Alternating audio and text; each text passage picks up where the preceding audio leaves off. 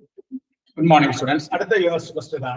Find the Fourier cosine transform of the function f of x is equal to k, 0 less than x less than a, 0 x greater than a. The July 2021 3 മാർക്കിന്റെ question ആയിട്ട് ചോദിച്ചതാണ്. ഇവിടെ കണ്ടുപിടിക്കേണ്ടതാണ് Fourier cosine transform ആണ് കണ്ടുപിടിക്കേണ്ടത്. Fourier cosine transform ആണുള്ള formula എന്താണ്? FCS. Fourier cosine transform representation ആണ് FCS. Root of 2 by pi integral 0 to infinity f of x cos sx dx. ഇതാണ് formula. ആ ഫോർമുലയിലെ root of 2 by pi ഇവിടെ function define ചെയ്തിരിക്കുന്നത് എങ്ങനെയാണ്?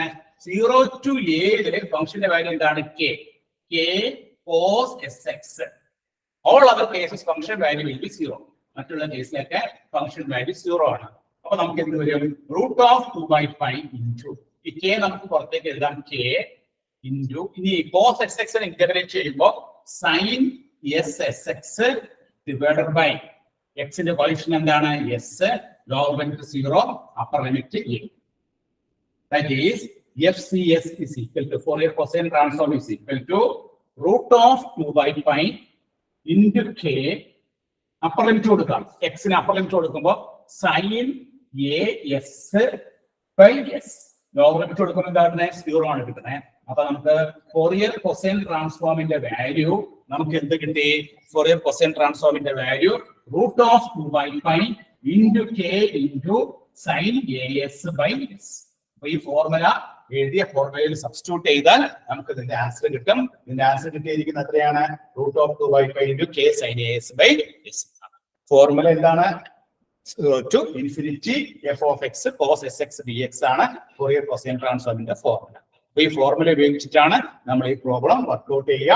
അപ്പൊ ഈ ഫോർമുല പ്രത്യേകം ഓർത്തിരിക്കുക. Fourier cosine transform റെപ്രസെന്റ് ചെയ്ത ഫോർമുല ഏതാണ്? FCS is equal to root of 2 by pi integral 0 to infinity f of x cos sx dx. ഇവിടെ നമ്മൾ ഫംഗ്ഷൻ ഡിഫൈൻ ചെയ്തിരിക്കുന്നത് 0 to a ഫംഗ്ഷന്റെ വാല്യൂ k ആണ്. ഓൾ അതർ കേസ് ഫംഗ്ഷന്റെ value എന്താണ്? 0 ആണ്. അപ്പൊ നമ്മൾ k into cos sx, k നമ്മൾ പുറത്തേക്ക് എടുത്തു, cos x ഇന്റഗ്രേറ്റ് ചെയ്യുമ്പോൾ sin sx by s കിട്ടും. അപ്പർ ലിമിറ്റ് x നമ്മൾ a കൊടുക്കുമ്പോൾ sin as by s. അപ്പൊ നമ്മുടെ ആൻസർ എന്തായി?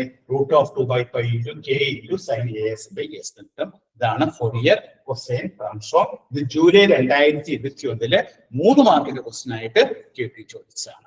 എല്ലാവരും നോട്ട് ചെയ്തെടുത്തോളൂ കേട്ടോ.